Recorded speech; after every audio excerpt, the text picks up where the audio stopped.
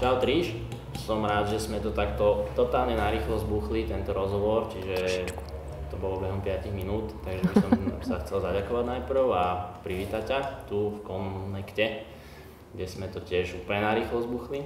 A mohla by sa prosím ťa predstaviť, čo robíš, alebo tak, čo si vlastne zač, prečo sme sa navolali asi? Výsluch. Dobre, tak moje meno je Lenka, aj keď druhá väčšina ľudí ma teda podaktorí ani nevedie, že sa volám Lenka, a väčšina ma pozná pod nicknameom Triša, ktorý má dlhú históriu. To nebudem asi rozhodnúť. A nie. A pochádzam z Martina, poslednú dobu žijem už v Bratislave. Venujem sa foteniu, retušovaniu, party hard a tak ďalej. Veď to vieš. Jasné, to poznám. Sem tam akože zajdeme na nejaký drink spolu, ale čo? To nemusíme rozoberať. OK, čiže fotenie, retušovanie, to sa tak zo dňa na deň udeje u teba, že, alebo teda u niekoho, že sa tomu venuje a potom neskôr tým živí?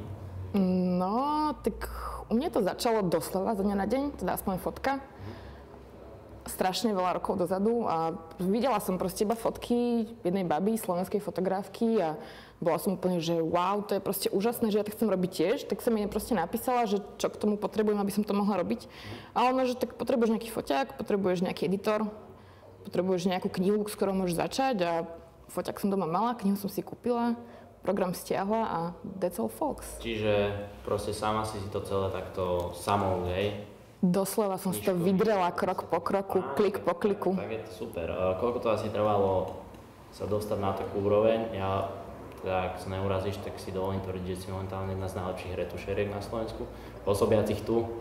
Nie. Myslím si, že hej. Koľko to asi tak trvá?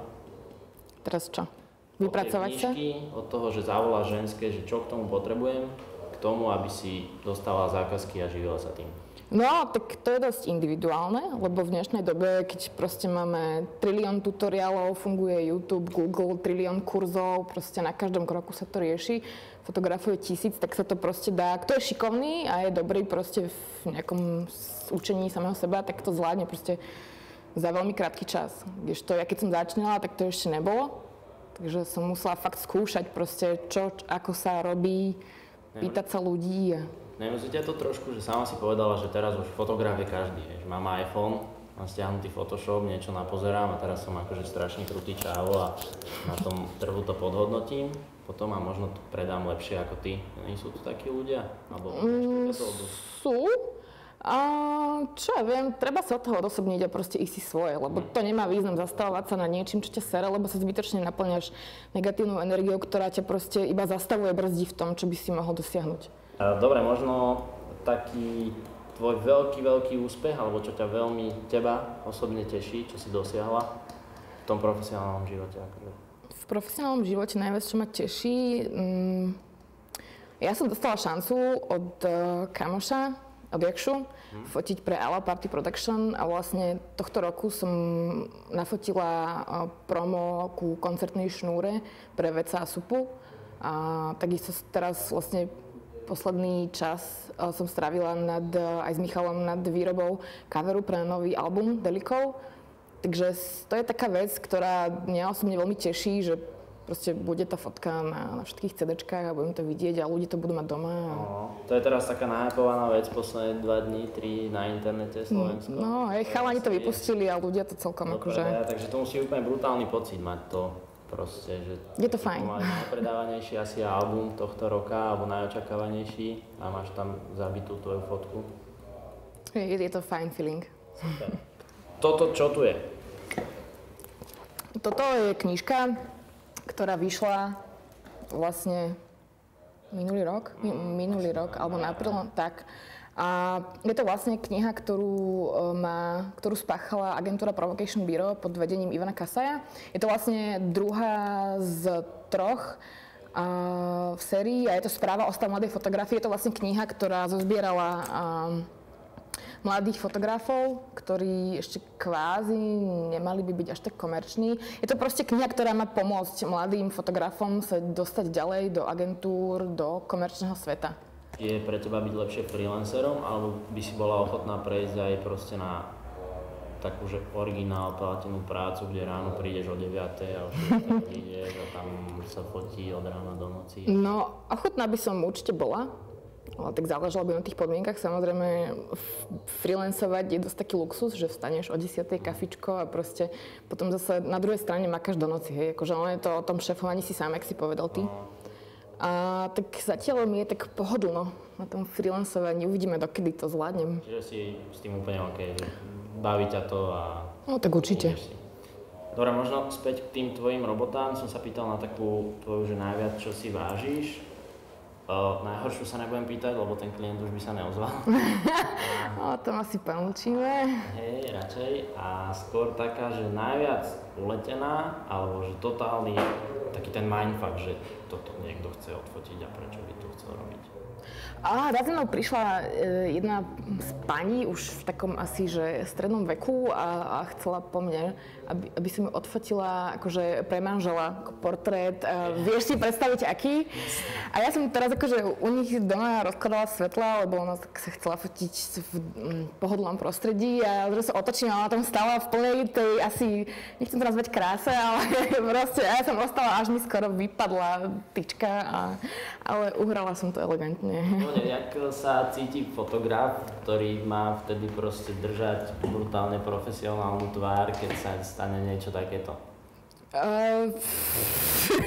Veľmi ťažké otázky. Ja neviem, proste bolo to strašne trápne, pozerala som sa do zeme, otočila a proste pokračovala som v tom, čo som robila predtým. Ale dokončila si to. Hej, bola spokojná, to bolo podstatné. Dobre, ešte by si mohla dať také tvoje možno posolstvo pre ľudí, ktorí sa venujú fotke, lebo ja som tiež kedysi akože dávno fotil a veľmi rád by som sa k tomu vrátil, ale proste asi už never.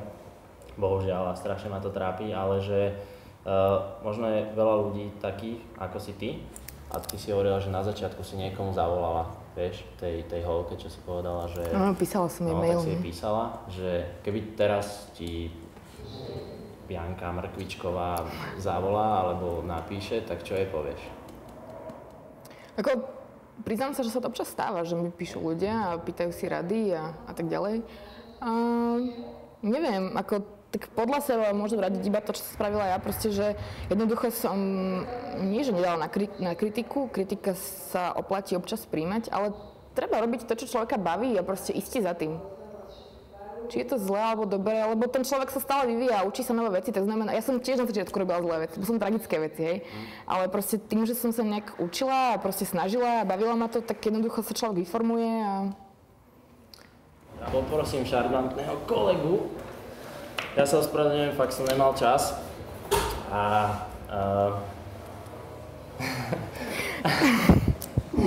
Takže tuto Adamko spísal také tie otázky, kde ja ti poviem, že ty a niečo a ty povieš úplne prvú šupu, čo ťa napadne.